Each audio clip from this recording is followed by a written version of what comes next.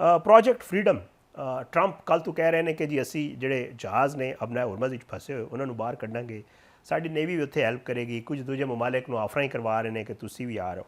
ਤੇ ਕੀ ਲੱਗ ਰਿਹਾ ਹੈ ਕਿ ਇਹ ਜਿਹੜਾ ਮਾਮਲਾ ਹੈ ਪ੍ਰੋਜੈਕਟ ਫਰੀडम ਵਾਲਾ ਔਰ ਜਿਹੜੀ ਨਾਕਾਬੰਦੀ ਹੈ ਆਪਣਾ ਹੁਰਮਜ਼ ਦੀ ਸਪੈਸ਼ਲੀ ਜਿਹੜੀ ਕੀਤੀ ਗਈ ਹੈ ਅਮਰੀਕਾ ਦੀ ਤਰਫ ਕੋਲ, क्या ये मजबूर कर पाएगी ईरान ਨੂੰ ਕਿ ਉਹ ਮਜਬੂਰ ਹੋ ਜਾਵੇ ਅਮਰੀਕਾ ਨਾਲ ਗੱਲਬਾਤ ਕਰਨ ਵਾਸਤੇ ਜਾਂ ਅਮਰੀਕਾ ਦੇ ਮੁਤਾਲਬਾਤ ਤਸਲੀਮ ਕਰਨ ਵਾਸਤੇ? ਇੱਕ ਤੇ ਇਸ ਮਸਲੇ 'ਚ ਈਰਾਨ ਕੱਲਾ ਨਹੀਂ, ਆਬਨਾਏ ਹੁਰਮੁਜ਼ ਜਦੋਂ ਈਰਾਨ ਨੇ ਉਹਦਾ ਆਖਿਆ ਕਿ ਮੈਂ ਆਪਣੇ ਹੋਸਟਾਈਲ ਜਿਹੜੇ ਕੰਟਰੀਜ਼ ਨੇ ਉਹਨਾਂ ਦੇ ਵੈਸਲਸ ਵਾਸਤੇ ਬਲੌਕ ਪਿਆ ਕਰਨਾ ਵਾ, ਤੇ ਚਾਈਨਾ ਤੇ ਰਸ਼ੀਆ ਦੀ ਤਰਫੋਂ ਕੋਈ ਬਿਆਨ ਨਹੀਂ ਆਇਆ ਜੀ।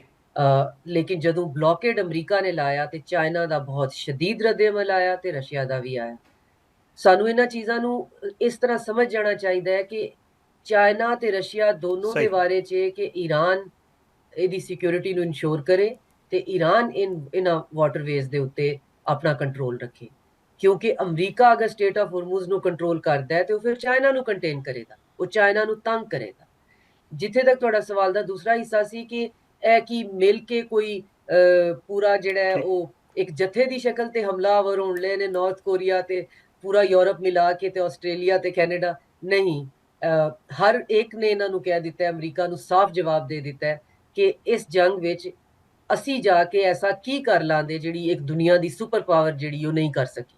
ਇਹ ਬਕਾਇਦਾ ਜਿਹੜਾ ਯੂਰਪੀਅਨ ਪਾਰਲੀਮੈਂਟ 'ਚ ਇਹ ਗੱਲ ਹੋਈ ਹੈ ਕਿ ਸਟਾਮਰ ਨੇ ਆਖਿਆ ਕਿ ਮੈਂ ਆਪਣਾ ਬਹਿਰੀ ਬੇੜਾ ਭੇਜ ਕੇ ਐਸਾ ਕੀ ਕਮਾਲ ਕਰਾ ਲਾਂਦਾ ਜਿਹੜਾ ਅਮਰੀਕਾ ਦੀ ਫੌਜ ਜਿਹੜੀ ਹੈ, ਜਿਹੜੀ ਤੁਸੀਂ ਕਹਿੰਦੇ ਹੋ ਦੁਨੀਆ ਦੀ ਇਨਵਿੰਸੀਬਲ ਫੌਜ ਹੈ, ਉਹਦੇ ਤੋਂ ਵੱਡੀ ਤਾਕਤਵਰ ਫੌਜ ਕੋਈ ਨਹੀਂ। ਤੁਸੀਂ ਇੱਕ ਆਪਣਾ ਬਲੌਕੇਡ ਨਹੀਂ ਮੇਨਟੇਨ ਕਰ ਸਕਦੇ ਪਏ ਤੇ ਤੁਸੀਂ ਇੱਕ ਸਟ੍ਰੇਟ ਨਹੀਂ ਖੁਲਵਾ ਸਕਦੇ, ਤੇ ਅਸੀਂ ਆ ਕੇ ਕੀ ਕਰ ਲਾਂਗੇ।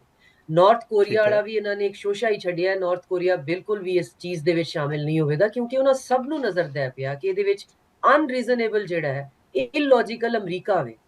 ਉਹਨੂੰ ਇਹ ਜੰਗ ਕਰਨ ਦੀ ਲੋੜ ਨਹੀਂ ਸੀ।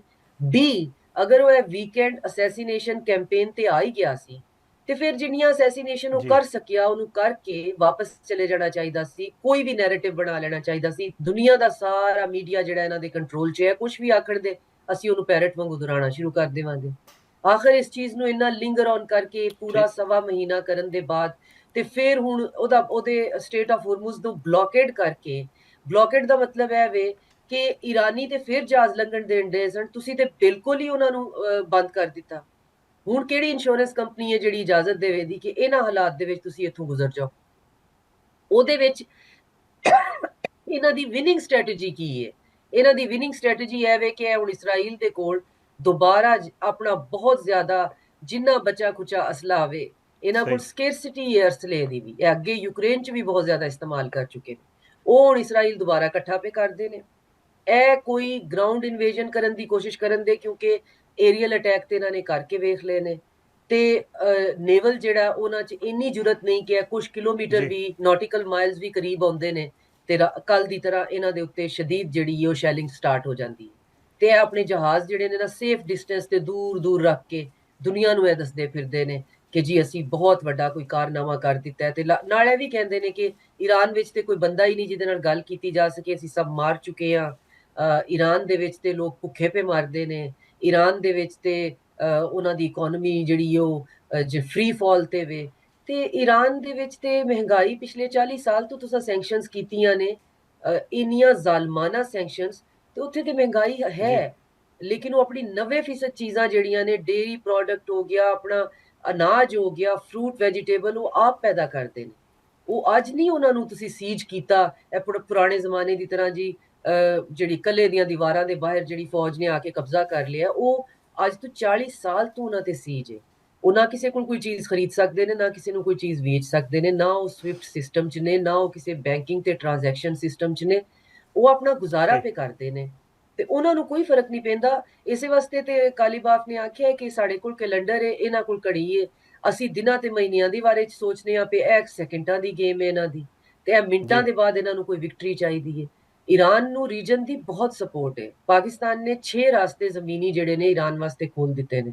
ਜਿੰਨਾ ਕਰਾਚੀ ਪੋਰਟ ਦੇ ਉੱਤੇ ਚਾਈਨੀਜ਼ ਸਮਾਨ ਹੈ ਜਾਂ ਈਰਾਨ ਦੀ ਜ਼ਰੂਰਤ ਦਾ ਸਮਾਨ ਹੈ ਉਹ ਹੁੰਦਾ ਪਿਆ, ਉਹ ਬਾਏ ਰੋਡ ਜਿਹੜਾ ਹੈ ਉਹ ਈਰਾਨ ਦੇ ਵਿੱਚ ਜਾਂਦਾ ਪਿਆ ਵਾਇਆ ਪਾਕਿਸਤਾਨ। ਪਾਕਿਸਤਾਨ ਨੇ ਮੋਰ ਦੈਨ 6 ਜਿਹੜੇ ਨੇ ਉਹ ਟ੍ਰਾਂਜ਼ਿਟ ਪੁਆਇੰਟ ਜਿਹੜੇ ਨੇ ਈਰਾਨ ਵਾਸਤੇ ਖੋਲ ਦਿੱਤੇ ਨੇ। ਚਾਈਨਾ ਦੀ, ਰਸ਼ੀਆ ਦੀ ਹਰ ਤਰ੍ਹਾਂ ਦੀ ਉਹਨੂੰ ਸਪੋਰਟ ਹੈ ਤੇ ਅਸੀਂ ਸਾਰੇ ਮਿਲ ਕੇ ਪਾਕਿਸਤਾਨ ਜਿਹੜਾ ਹੈ ਲੀਡ ਲੈਂਦੇ ਹੋਏ ਇਸ ਰੀਜਨ ਦਾ ਇੱਕ ਸਿਕਿਉਰਿਟੀ ਆਰਕੀਟੈਕਟ ਦਾ ਬਲੂਪ੍ਰਿੰਟ ਤਿਆਰ ਪੇ ਕਰਨੇ ਆ। ਲੇਕਿਨ ਉਹ ਬਲੂਪ੍ਰਿੰਟ ਕਿਵੇਂ ਤਿਆਰ ਹੋ ਸਕਦਾ ਹੈ ਅਗਰ ਵਿੱਚੋਂ ਨਿਓ ਕਲੋਨੀਅਲ ਮਾਈਂਡਸੈਟ ਨਿਕਲ ਹੀ ਨਹੀਂ ਸਕਦਾ। ਅਗਰ ਇਵੈਂਚੁਅਲਿਟੀ ਹੋ ਜਾਂਦੀ ਹੈ ਈਰਾਨ ਤੇ ਅਟੈਕ ਦੀ ਤੇ ਫਿਰ ਤੇ ਇਸ ਰੀਜਨ ਦੀ ਸਿਕਿਉਰਿਟੀ ਤੇ ਸਟੇਬਿਲਿਟੀ ਜਿਹੜੀ ਹੈ ਉਹ ਬਹੁਤ ਜ਼ਿਆਦਾ ਪਿੱਛੇ ਟੁਰ ਜਾਏਗੀ। ਅਸੀਂ 2 ਦਫਾ ਸਾਊਦੀ ਅਰੇਬੀਆ ਨੂੰ ਆਖਿਆ ਕਿ ਰਿਸਟ੍ਰੇਨ ਕਰੋ, ਤੁਸੀਂ ਨਹੀਂ ਰਿਐਕਟ ਕਰਨਾ, ਕੋਈ ਗੱਲ ਨਹੀਂ। ਈਰਾਨ ਨੂੰ ਆਖਿਆ ਤੁਸੀਂ ਹੱਥ ਹੌਲਾ ਰੱਖੋ। ਲੇਕਿਨ ਪਾਰਟੀਆਂ ਕਿੰਨੀ ਦਫਾ ਇੱਕ ਦੂਜੇ ਨੂੰ ਆਖ ਸਹੀ ਸਕਦੇ ਨੇ। ਹਰ ਮੁਲਕ ਦੀ ਆਪਣੀ ਇੱਕ ਲਿਮਿਟ ਹੁੰਦੀ ਹੈ ਤੇ ਹਰ ਕੰਟਰੀ ਦੀ ਇਹ ਵੀ ਲਿਮਿਟ ਹੁੰਦੀ ਹੈ ਕਿ ਤੁਸੀਂ ਕਿਸੇ ਦੀ ਜਿਹੜੀ ਡਿਸੀਜਨ ਚ ਕਿੰਨਾ ਤੁਸੀਂ ਟ੍ਰੈਸਪਾਸ ਕਰ ਸਕਦੇ ਹੋ। ਤੇ ਇਹ ਅਗਰ ਅਮਰੀਕਾ ਨੂੰ ਤੇ ਉੱਥੇ ਮੌਜੂਦ ਜਿਹੜੀ ਉਹਨਾਂ ਦੀ ਲੌਬੀ ਹੈ ਜਿਹੜੀ ਪੁਸ਼ ਕਰਦੀ ਹੈ, ਜਿਨ੍ਹਾਂ ਨੂੰ ਜੰਗ ਨਾਲ ਫਰਕ ਨਹੀਂ ਪੈਂਦਾ ਕਿਉਂਕਿ ਉਹ ਜੰਗ ਦੇ ਮੈਦਾਨ ਤੋਂ ਠੀਕ ਹਮੇਸ਼ਾ ਬਹੁਤ ਦੂਰ ਰਹੇ ਨੇ, ਉਹਨਾਂ ਨੂੰ ਜੰਗ ਲੱਗਦੀ ਹੈ ਕੋਈ ਵਾਰ ਗੇਮ ਹੈ, ਉਹ ਅਗਰ ਇਹ ਪੁਸ਼ ਕਰਦੇ ਨੇ ਤੇ ਟਰੰਪ ਕੋਲੋਂ ਅਟੈਕ ਕਰਵਾ ਦਿੰਦੇ ਨੇ ਤੇ ਅਗਰ ਉਹ ਨਿਊਕਲੀਅਰ ਹੁੰਦਾ ਹੈ ਤੇ ਬਹੁਤ ਨੁਕਸਾਨ ਹੋਵੇਗਾ। ਇੰਨਾ ਨੁਕਸਾਨ ਕਿ ਸਦੀ ਦਾ ਇਹਦੇ ਤੋਂ ਜ਼ਿਆਦਾ ਨੁਕਸਾਨ ਇਸ ਜੈਨੋਸਾਈਡ ਦੇ ਬਾਅਦ ਜਿਹੜਾ ਹੈ ਉਹੀ ਹੋਵੇਗਾ। ਅਗਰ ਨਿਊਕਲੀਅਰ ਨਹੀਂ ਹੁੰਦਾ ਤੇ ਫਿਰ ਈਰਾਨ ਜਿਹੜਾ ਹੈ ਉਹ ਰੀਜਨ ਦੇ ਵਿੱਚ ਅਮਰੀਕੀ ਐਸੈਟਸ ਨੂੰ ਤਬਾਹੋ ਜੀ। ਬਰਬਾਦ ਕਰ ਦੇਗਾ। ਉਹਦੇ ਵਾਸਤੇ ਫਿਰ ਕੋਈ ਹੋਰ ਰਾਸਤਾ ਨਹੀਂ ਰਵੇਗਾ ਤੇ ਫਿਰ ਇਹ ਜੰਗ ਫੈਲੇਗੀ। ਡਾਕਟਰ ਸਾਹਿਬ, ਅਗਰ ਖਿੱਤੇ ਦੀ ਗੱਲ ਕੀਤੀ ਜਾਵੇ ਤੇ ਮੁਤਹਦਾ ਅਰਬ ਅਮਾਰਾਤ ਖੁੱਲ੍ਹ ਕੇ ਸਾਹਮਣੇ ਆ ਗਏ, ਇਸਰਾਈਲ ਦੇ ਨਾਲ ਖੜਾ ਹੋ ਗਿਆ, ਕਹਿ ਰਿਹਾ ਕਿ ਮੈਂ ਹੁਣ ਈਰਾਨ ਤੇ ਹਮਲਾ ਵੀ ਕਰ ਸਕਦਾ, ਔਰ ਖੁੱਲ੍ਹ ਕੇ ਉਹ ਕਹਿ ਰਹੇ ਨੇ ਕਿ ਜੀ ਅਸੀਂ ਤੇ ਹੁਣ ਜਿਹੜਾ ਹੈ ਉਹ ਇਸਰਾਈਲ ਦੇ ਬਿਲਕੁਲ ਨਾਲ ਹਾਂ ਔਰ ਇਸ ਮਾਮਲੇ 'ਚ ਉਹ ਸਾਥ ਦੇ ਰਹੇ ਨੇ। ਮੁਤਹਦਾ ਅਰਬ ਅਮਾਰਾਤ ਦੂਜੇ ਪਾਸੇ ਓਪੈਕ 'ਚੋਂ ਨਿਕਲ ਗਿਆ ਹੈ ਔਰ ਖਲੀਜ ਜਿਹੜੀ ਇੱਕ ਸਿਚੁਏਸ਼ਨ ਪੈਦਾ ਹੋ ਗਈ ਹੈ, ਸਪੈਸ਼ਲੀ ਗਲਫ ਸਟੇਟਸ ਜਿਹੜੇ ਨੇ ਇੱਕ ਪਾਸੇ ਹੋ ਗਏ ਨੇ ਔਰ ਜਿਹੜਾ ਮੁਤਹਦਾ ਅਰਬ ਅਮਾਰਾਤ ਇੱਕ ਪਾਸੇ ਹੋ ਗਿਆ। ਤੇ ਇਸ ਖਲੀਜ ਮਸ਼ਰਕ ਵਸਤ ਦੀ ਅਗਰ ਸੂਰਤ ਹਾਲ ਵੇਖੀ ਜਾਵੇ ਤੇ ਕੀ ਤਬਦੀਲੀ ਨਜ਼ਰ ਆ ਰਹੀ ਹੈ ਆਉਣ ਵਾਲੇ ਦਿਨਾਂ 'ਚ ਤੁਹਾਨੂੰ, ਔਰ ਸਪੈਸ਼ਲੀ ਅਗਰ ਮੈਂ ਮੁਤਹਦਾ ਅਰਬ ਅਮਾਰਾਤ ਦੇ ਹਵਾਲੇ ਨਾਲ ਗੱਲ ਕਰਾਂ? ਮੁਤਹਦਾ ਅਰਬ ਅਮਾਰਾਤ ਵਾਲਾ ਮਾਮਲਾ ਹਮੇਸ਼ਾ ਤੋਂ ਐਸਾ ਹੀ ਹੈ। ਬਸ ਸਿਰਫ ਮਸਲਾ ਹੈ ਕਿ ਸਾਨੂੰ ਸਾਡੀ ਇਹ ਮਦਦ ਬਹੁਤ ਕਰਦੇ ਨੇ, ਅਸੀਂ ਇੱਕ ਸਰਵਾਈਵਿੰਗ ਇਕੋਨਮੀ ਆ ਤੇ ਅਸੀਂ ਡਿਲੀਬਰੇਟਲੀ ਗੱਲ ਠੀਕ ਕਰਨ ਹੈ। ਤੋਂ ਪਰਹੇਜ਼ ਹਮੇਸ਼ਾ ਤੋਂ ਕਰਦੇ ਰਹੇ।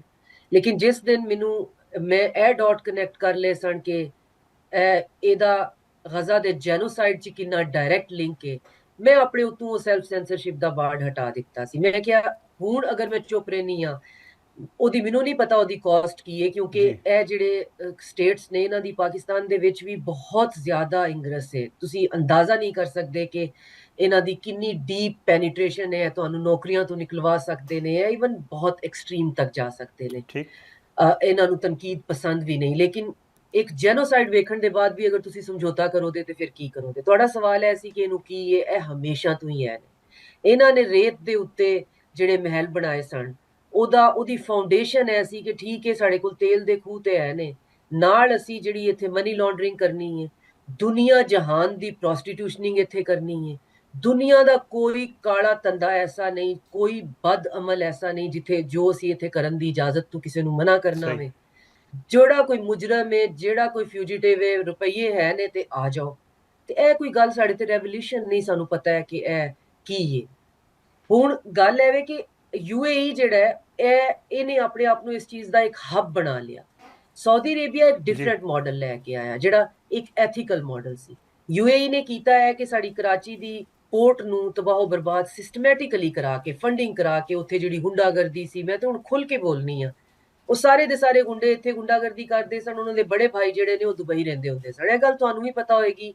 ਇਹ ਪੂਰੇ ਦਾ ਪੂਰਾ ਜਿਹੜਾ ਕਰਾਚੀ ਦੇ ਵਿੱਚ ਲਾਅਲੈਸਨੈਸ ਸੀ, ਇਹ ਫੰਡਡ ਸੀ, ਸਟ੍ਰੈਟੇਜਿਕ ਸੀ, ਫੰਡਡ ਸੀ ਕਿ ਇਹ ਉਦੋਂ ਵਾਲੀ ਨਵੇਂ ਪਰ ਪੇ ਕੱਢਦੇ ਸਨ। ਕਰਾਚੀ ਉਦੋਂ ਵੀ ਰੋਸ਼ਨੀਆਂ ਦਾ ਸ਼ਹਿਰ ਸੀ।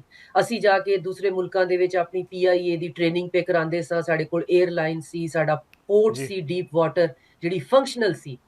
ਇਸ ਰੀਜਨ ਦੇ ਵਿੱਚ ਇਹਨਾਂ ਨੂੰ ਕਰਾਚੀ ਦੀ ਫੰਕਸ਼ਨਲ ਪੋਰਟ ਨਹੀਂ ਸੀ ਚਾਹੀਦੀ। ਫਿਰ ਉਹ ਆਪਣੇ ਤੇ ਪਰਾਏ ਸਭ ਨੇ ਮਿਲ ਕੇ ਕਰਾਚੀ ਦਾ ਜੋ ਹਾਲ ਕੀਤਾ ਉਹਦੀ ਡਿਟੇਲ ਜਾਣ ਦੀ ਮੈਨੂੰ ਲੋੜ ਕੋਈ ਨਹੀਂ। ਲੇਕਿਨ ਬਹਰਹਾਲ ਸਾਡੇ ਦੁੱਖ ਤੇ ਹੈ ਨੇ। ਉਹੀ ਹਾਲ ਜਿਹੜਾ ਵੇ UAE ਨੇ ਜੋ ਕਰਾਚੀ ਦਾ ਕੀਤਾ, ਜਦੋਂ ਸਾਊਦੀ ਅਰੇਬੀਆ ਨੇ ਆਪਣੇ ਆਪ ਨੂੰ ਡਾਈਵਰਸੀਫਾਈ ਕੀਤਾ ਕਿ ਸਾਡਾ ਵੀ ਤੇਲ ਲਿਮਿਟਡ ਹੈ, ਸਾਨੂੰ ਵੀ ਇੱਕ ਪੋਰਟ ਬਣਾਣੀ ਹੈ ਜਿਹੜੀ ਇੰਨੀ ਕਪੈਸਿਟੀ ਦੀ ਹੋਵੇ, ਜਿਹਦੇ ਉੱਤੇ ਅਸੀਂ ਟ੍ਰਾਂਜ਼ਿਟ ਪੋਰਟ ਬਣਾਣੀ ਹੈ। ਕਿਉਂਕਿ ਟ੍ਰਾਂਜ਼ਿਟ 에ਅਰਪੋਰਟ ਤੇ ਟ੍ਰਾਂਜ਼ਿਟ ਪੋਰਟ ਦਾ ਤੁਹਾਨੂੰ ਫਾਇਦਾ ਹੁੰਦਾ ਹੈ, ਉਹ ਤੁਹਾਨੂੰ ਰੈਵਨਿਊ ਜਨਰੇਟ ਕਰਕੇ ਦਿੰਦਾ ਹੈ। ਦੁਬਈ ਇਹਦੇ ਉੱਤੇ ਮੋਨੋਪੋਲੀ ਕਾਇਮ ਕਰ ਚੁੱਕਿਆ ਸੀ। ਜਦੋਂ ਸਾਊਦੀ ਅਰੇਬੀਆ ਨੇ ਇਹ ਮਾਡਲ ਰੈਪਲੀਕੇਟ ਕਰਨ ਦੀ ਕੋਸ਼ਿਸ਼ ਕੀਤੀ ਤੇ ਫਿਰ ਇਹਨਾਂ ਦੇ ਦਰਮਿਆਨ ਬਹੁਤ ਸ਼ਦੀਦ ਜੀ ਰਿਫਟ ਹੋ ਗਈ ਕਿਉਂਕਿ UAE ਦੇ ਬਾਰੇ ਚ ਇਹ ਵੀ ਹੈ ਕਿ UAE ਜਿਹੜਾ ਉਹ ਓਪਨ ਮਾਰਕੀਟ ਦੇ ਵਿੱਚ ਅਗਰ ਤੁਹਾਨੂੰ ਕਿਤੇ ਕਨਫਲਿਕਟ ਵਾਸਤੇ ਨਾਨ ਸਟੇਟ ਐਕਟਰ ਚਾਹੀਦੇ ਨੇ ਤੇ ਉਹਨਾਂ ਦੀ ਓਪਨ ਮਾਰਕੀਟ ਚ ਵੀ ਉਹ ਫੰਡਿੰਗ ਕਰਦੇ ਨੇ। ਅਫਰੀਕਾ ਤੋਂ ਲੈ ਕੇ ਯਮਨ ਤੱਕ ਹਰ ਜਗ੍ਹਾ ਦੇ ਵਿੱਚ ਅਗਰ ਕਿਤੇ ਕੋਈ ਬੰਦੇ ਮਰਦੇ ਨੇ ਪਏ, ਕੋਈ ਕਿਸੇ ਕਿਸਮ ਦਾ ਤੁਹਾਨੂੰ ਉੱਥੇ ਕਤਲੇਆਮ ਨਜ਼ਰ ਆਉਂਦਾ, ਤੁਹਾਨੂੰ ਉੱਥੇ UAE ਦੇ ਫੁੱਟਪ੍ਰਿੰਟਸ ਜ਼ਰੂਰ ਨਜ਼ਰ ਆਉਂਦੇ ਨੇ। ਠੀਕ। ਇੰਨੀ ਸਿਨਿਕਲ ਮੈਂਟੈਲਿਟੀ ਇਹਨਾਂ ਦੀ। ਇਹਨਾਂ ਨੇ ਯਮਨ ਦੇ ਵਿੱਚ ਸਾਊਦੀ ਅਰੇਬੀਆ ਦੇ ਨਾਲ ਡਾਇਰੈਕਟ ਪੰਗਾ ਲੈ ਲਿਆ, ਸੁਡਾਨ ਦੇ ਵਿੱਚ ਸਾਊਦੀ ਅਰੇਬੀਆ ਨਾਲ ਡਾਇਰੈਕਟ ਪੰਗਾ ਲੈ ਲਿਆ। ਜਦੋਂ ਇਹਨਾਂ ਦੀ ਆਪਸ ਦੀ ਰਿਫਟ ਸ਼ੁਰੂ ਹੋਈ ਤੇ ਫਿਰ ਇਹਨਾਂ ਨੇ ਇੱਕ ਦੂਜੇ ਨੂੰ ਆਪ ਦੱਸਣਾ ਸ਼ੁਰੂ ਕੀਤਾ। ਉਹਦੇ ਵਿੱਚ ਫਿਰ ਸਾਨੂੰ ਵਿਥ ਲੱਭੀ ਕਿ ਚਲੋ ਠੀਕ ਹੈ, ਤੁਸੀਂ ਇੱਕ ਦੂਜੇ ਨੂੰ ਨੰਗਾ ਤੇ ਕਰਦੇ ਹੀ ਹੋ ਪਏ, ਕਿਉਂਕਿ ਉਹਦੀ ਸਾਊਦੀ ਅਰੇਬੀਆ ਵਿੱਚ ਤੇ ਮਾਰਜਨ ਹੀ ਘੱਟ ਸੀ। ਸਾਊਦੀ ਅਰੇਬੀਆ ਦਾ ਐਥੀਕਲ ਪੁਆਇੰਟ ਉਹਨਾਂ ਨੇ ਹਮੇਸ਼ਾ ਆਪਣਾ ਜ਼ੇਨ 'ਚ ਰੱਖਿਆ ਕਿ ਉਹ ਨਾ ਤੇ ਮਨੀ ਲਾਂਡਰਿੰਗ ਕਰਨ ਦਿੰਦੇ ਨੇ, ਨਾ ਹੀ ਉਹ ਕਿਸੇ ਕ੍ਰਿਮੀਨਲ ਨੂੰ ਆਪਣੇ ਤਰਫ ਜਿਹੜਾ ਆਂਦੇ ਨੇ ਕਿ ਤੁਸੀਂ ਕੁਝ ਵੀ ਆ ਕੇ ਕਰ ਲਵੋ। ਉਹਦੇ ਬਾਅਦ ਫਿਰ ਹੁਣ ਆਪਣੀਆਂ ਇੰਨੀਆਂ ਡੀਪ ਟਾਈਜ਼ ਜਿਹੜੀਆਂ ਨੇ ਉਹ ਤੁਸੀਂ ਅਗਰ ਡਾਰਕ ਸਾਈਡ ਦੇ ਉੱਤੇ ਰੱਖੋ ਤੇ ਤੁਹਾਡੀ ਇਜ਼ਰਾਈਲ ਦੇ ਨਾਲ ਬਣਨੀ ਸੀ, ਫਲਸਤੀਨੀਆਂ ਨਾਲ ਤੇ ਤੁਹਾਡੀ ਬਣ ਨਹੀਂ ਸਕਦੀ। ਉਹਦੀ ਵਜ੍ਹਾ ਇਹ ਕਿ ਫਲਸਤੀਨੀ ਇੱਕ ਸਿਵਲਾਈਜੇਸ਼ਨਲ ਸਟੇਟ ਨੇ, ਤੁਸੀਂ ਇਸ ਗਲਫ ਦੇ ਬੱਦੂ ਹੋ ਤੇ ਯਮਨ ਹੋ ਗਿਆ, ਲਵਾਂਤ ਜਾਂ ਸੀਰੀਆ ਹੋ ਗਿਆ, ਇਹਨਾਂ ਦੀ 10-10 ਹਜ਼ਾਰ ਤੋਂ ਵੀ ਜ਼ਿਆਦਾ ਸਾਲਾਂ ਦੀ ਹਿਸਟਰੀ ਹੈ। ਤੁਸੀਂ ਫਿਰਨ ਵਾਲੇ ਜਿਹੜੇ ਸੋ ਉਹ ਕੈਂਪ ਲਾ ਕੇ ਰਹਿਣ ਵਾਲੇ ਲੋਕ। ਸੋ ਇਹਦੇ 'ਚ ਇਹ ਨਹੀਂ ਕਿ ਕੀ ਸਹੀ ਹੈ, ਕੀ ਬੁਰਾ ਹੈ, ਕੀ ਅੱਛਾ ਹੈ, ਕੀ ਗਲਤ ਹੈ, ਲੇਕਿਨ ਉਹ ਜਿਹੜੀ ਇਹਨਾਂ ਨੇ ਆਪਣੇ ਆਪ ਨੂੰ ਸਫਰ ਕੀਤਾ ਸੀ ਨਾ ਉਸ ਰੇਤ ਵਿੱਚ ਭੁੱਖ ਘਟ ਕੇ, ਜਦੋਂ ਇਹਨਾਂ ਕੋਲ ਦੌਲਤ ਲੱਭੀ ਤੇ ਇਹਨਾਂ ਨੇ ਸਭ ਤੋਂ ਪਹਿਲਾਂ ਜ਼ਲੀਲ ਔਰ ਖੁਆਰ ਕਰਨਾ ਸ਼ੁਰੂ ਕੀਤਾ ਆਪਣੇ ਇਰਦ ਗਿਰਦ ਰਹਿਣ ਵਾਲੇ ਅਰਬ ਸਿਵਲਾਈਜੇਸ਼ਨ ਨੂੰ। ਇਹਨਾਂ ਨੇ ਬਰਬਾਦ ਕੀਤਾ ਮਿਲ ਕੇ ਅਮਰੀਕਾ ਦੇ ਨਾਲ ਲੀਬੀਆ ਨੂੰ, ਸੀਰੀਆ ਨੂੰ, ਯਮਨ ਨੂੰ। ਫਲਸਤੀਨੀ ਇਹਨਾਂ ਨੂੰ ਇੱਕ ਅੱਖ ਨਹੀਂ ਚੰਗੇ ਲੱਗਦੇ ਕਿ ਫਲਸਤੀਨੀ ਬਹਰਾਲ ਇੱਕ ਸਿਵਲਾਈਜੇਸ਼ਨਲ ਸਟੇਟ ਹੈ।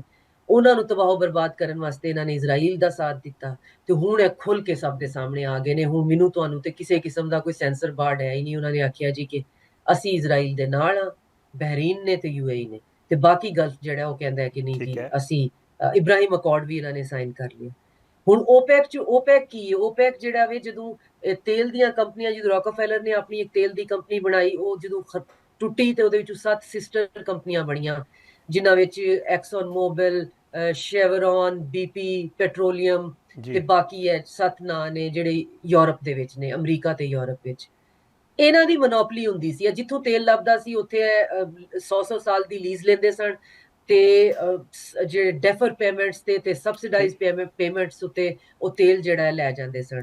ਗਲਫ ਦੇ ਕੰਟਰੀਜ਼ ਨੇ ਤੇ ਜਿਹੜੇ ਤੇਲ ਪ੍ਰੋਡਿਊਸ ਕਰਨ ਵਾਲੇ ਕੰਟਰੀਜ਼ ਨੇ, ਉਹਨਾਂ ਨੇ ਇੱਕ ਤਨਜ਼ੀਮ ਬਣਾਈ ਕਿ ਅਸੀਂ ਡਿਸਾਈਡ ਕਰਾਂਗੇ ਕਿ ਅਸੀਂ ਕਿੰਨਾ ਤੇਲ ਕੱਢਣਾ ਹੈ, ਕਿੰਨਾ ਮਾਰਕੀਟ 'ਚ ਵੇਚਣਾ ਹੈ ਤੇ ਕਿਸ ਕੀਮਤ ਤੇ ਵੇਚਣਾ ਹੈ, ਤੇ ਉਹਦੇ ਉੱਤੇ ਅਸੀਂ ਸਾਝੇਦਾਰੀ ਨਾਲ ਕੰਮ ਕਰਾਂਗੇ। ਤੇ ਬੜੇ ਅਰਸੇ ਤੱਕ ਇਹ ਕੰਮ ਚੱਲਦਾ ਰਿਹਾ ਹੈ। ਉਹਦੇ ਵਿੱਚ ਅਮਰੀਕਾ ਨੇ ਆਪਣੀ ਸ਼ਮੂਲੀਅਤ ਇਸ ਤਰ੍ਹਾਂ ਕਰ ਲਈ, ਉਹਨੇ ਆਖਿਆ ਤੁਸੀਂ OPEC ਬਣਾ ਲਓ, ਲੇਕਿਨ ਨਾਲ ਇੱਕ ਇਹ ਸ਼ਰਤ ਵੀ ਰੱਖ ਲਓ ਕਿ ਤੁਸੀਂ ਜਿੰਨਾ ਤੁਸੀਂ ਕੱਢੋ ਦੇ, ਜਿੱਥੇ ਵੇਚੋ ਦੇ, ਇੱਕ ਇਕੱਠੀ ਮੁਤਫਿਕਾ ਕੀਮਤ ਤੇ ਵੇਚੋ ਦੇ, ਲੇਕਿਨ ਡਾਲਰ 'ਚ ਵੇਚੋ ਦੇ। ਤੇ ਬੜੀ ਵਿਨ-ਵਿਨ ਸਿਚੁਏਸ਼ਨ ਰਹੀ। ਸਾਰੇ ਜਿਹੜੇ ਨੇ ਇਹਨਾਂ ਦੀਆਂ ਉਂਗਲੀਆਂ ਜਿਹੜੀਆਂ ਨੇ ਉਹ ਕੜਾਈ 'ਚ ਤੇ ਸਿਰ ਪਤਾ ਨਹੀਂ ਤੇਲ ਦੇ ਡੱਬੇ 'ਚ।